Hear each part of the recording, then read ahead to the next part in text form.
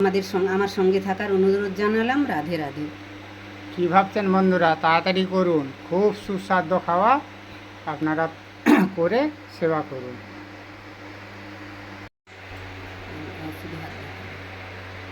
রাধে রাধে বন্ধুরা, রাধারানী রান্নাঘরে সবাইকে স্বাগত। আশা করি আপনারা ভালো আছেন, ভালো থাকবেন। আজ আমি একটা নতুন রেসিপি নিয়ে আসছি, গোপালের ভোগ।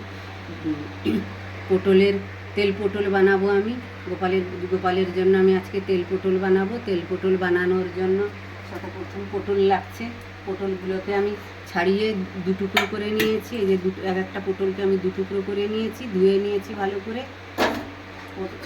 তেল পটল বানানোর জন্য এই যে সাদা সরষা লাগছে, কয়েকটা কাঁচা লঙ্কা আর পোস্ত লাগছে, আর ফোড়নের জন্য কালো জিরা লাগছে, আর নুন, মিষ্টি, হলুদ, তেল।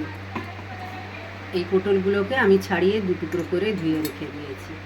তাহলে চলুন আমি কিভাবে এই রেসিপিটা করছি আমাকে ফলো করুন। আমি কড়া বসিয়ে দিলাম। কড়া বসিয়ে দিয়ে আমি গ্যাসটা জ্বালিয়ে দিলাম। আমি আমার গুরু গোবিন্দর চরণে শতকোটি দণ্ডবত প্রণাম জানিয়ে আমি রেসিপিটা শুরু করছি। প্লিজ আপনারা প্রথম থেকে শেষ অবধি দেখবেন, মাঝখানে বন্ধ করবেন না। আমি তেল পটলটা কীভাবে রান্না করছি আপনারা দেখতে থাকুন, খুবই ভালো লাগবে। এই গরমের দিনে হালকা করে তেল বেশি দেবো না, না শুনতে লাগছে তেল পটল, কিন্তু অল্প তেলে হয়ে যাবে, দেখতে থাকুন। এই রান্নাটা আমি সরষা তেলে করব। রান্নাটা আমি সরষা তেল দিয়ে করব, যেহেতু তেল পটল, এটা সরষা তেল দিয়েই ভালো হবে।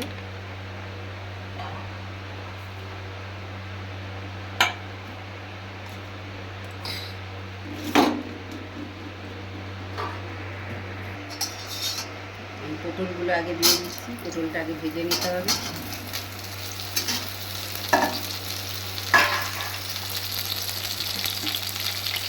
মধ্যে আমি নুন দিয়ে দিচ্ছি,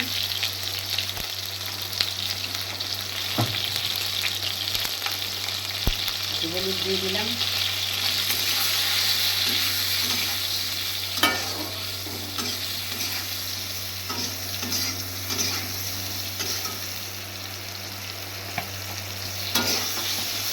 এটা ভাজা হতে হতে আমি এই সরষাটা পোস্তটা একটু বেটে নিয়ে আসছি।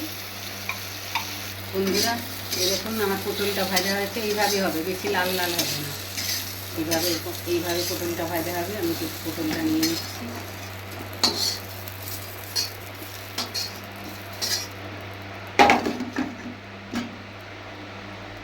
আবার একটু তেল দিয়ে নিচ্ছি কড়াতে, পুরো রান্নাটা সরষা তেলেই হবে। দিয়ে দিচ্ছি এর মধ্যে ফোড়ন,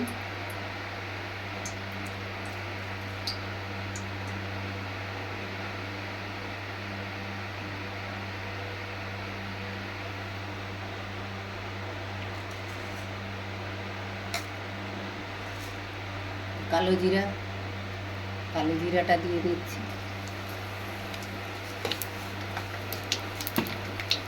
এবার যে আমি পোস্ত, সাদা সর্ষে আর কাঁচা লঙ্কা পেস্ট করে রেখেছিলাম ওটা দিলাম।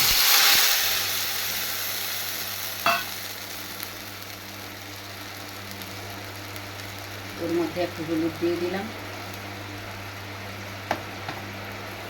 মশলাটার জন্য একটু নুন দিয়ে দিলাম,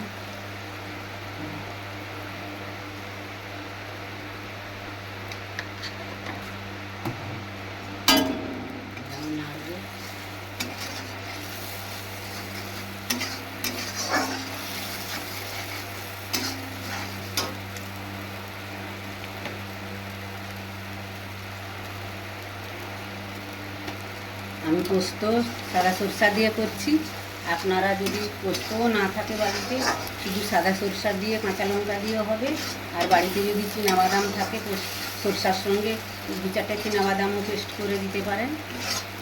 আমি পোস্ত দিয়ে আর সাদা সরষা দিয়ে করছি। পোস্ত তো সবার ঘরে থাকে না, তার জন্য সাদা সরষা দিয়েও শুধু হয়।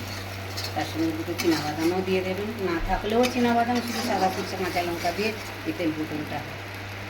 বন্ধুরা দেখুন আমার মশলাটা ভাজা হয়ে গেছে। এইভাবে মশলাটা কষানো হয়ে যাবে, তাহলে একটু কষিয়ে নিতে হবে এটাকে। মশলাটা কষানো হয়ে যাবে। এই তেল ছেড়ে যাচ্ছে, তেল ছেড়ে যাচ্ছে, তেল ছেড়ে যাবে। তেল ছেড়ে গেলে জানবেন পারফেক্ট মশলা কষানো হয়ে গেছে। বাদাম সরষা পোস্তটা কষানো হয়ে গেল। এবার আমি ভেজে রাখা পটলগুলো দিয়ে দেবো।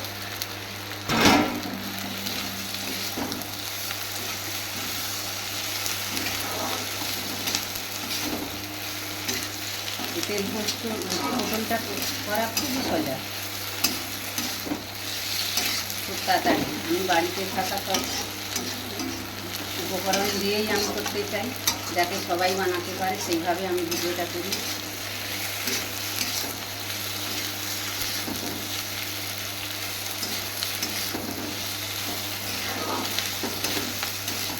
এইভাবে মশলাটা কষানো হয়ে যাবে পটলটার সঙ্গে।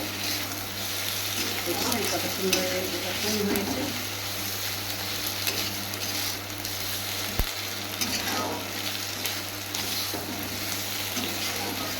এবার আমি একটু জল দিয়ে দেবো। একটু জল দিয়ে দিলাম।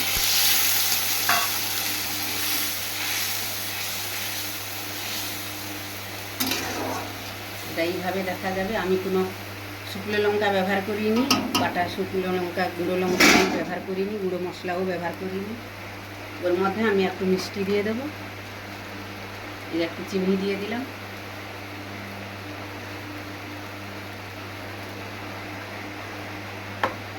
আর উপর দিয়ে যেহেতু তেল পটল, আমি উপর দিয়ে একটু সাদা সরষা তেল দিয়ে দিচ্ছি, অল্প একটু। বন্ধুরা, আমার তেল পটল তৈরি। আর তেল পটল বানানোর জন্য ছোট ছোট পটল নেবেন, ছোট ছোট কচি দেশি পটল নেবেন, খুব সুন্দর হবে। এবার আমি একটা পাত্রে ঢেলে নিচ্ছি।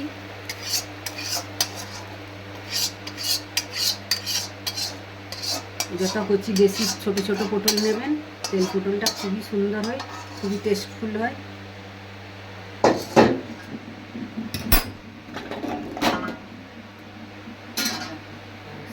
বন্ধুরা, তাহলে দেখুন আমার তেল পটলটা কত তাড়াতাড়ি হয়ে গেল। আপনারাও এরকম বাড়িতে পটল থাকলে ছোট ছোট দেশি পটল নেবেন। বাড়িতে পোস্তও থাকে, সরষাও থাকে, সাদা সরষা। এরকম তাড়াতাড়ি একটা তেল পটল রান্না করে ফেলুন। এই গরমে খুবই হেলদি খাবার। কোনো রিচ মশলা পড়েনি, আমি কোনো শুকনো গুঁড়ো লঙ্কা ব্যবহার করিনি, গুঁড়ো মশলা ব্যবহার করিনি। দেখলেন তো আমার ভিডিওটা ফলো করে এইভাবে তেল পটল করুন, খুবই সুস্বাদু খেতে। একবার রান্না করলে দ্বিতীয়বার রান্না করতে ইচ্ছা হবে। যদি আমার এই ভিডিওটা আপনাদের ভালো লেগে থাকে, আমাকে লাইক করুন, শেয়ার করুন, কমেন্ট করুন। আমার পাশে থাকার অনুরোধ থাকলো নতুন নতুন এরকম ভিডিও দেখার জন্য।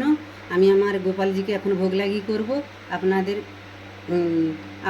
আমার সঙ্গে থাকার অনুরোধ জানালাম। রাধে রাধে। কী ভাবছেন বন্ধুরা, তাড়াতাড়ি করুন, খুব সুস্বাদু খাওয়া, আপনারা করে সেবা করুন।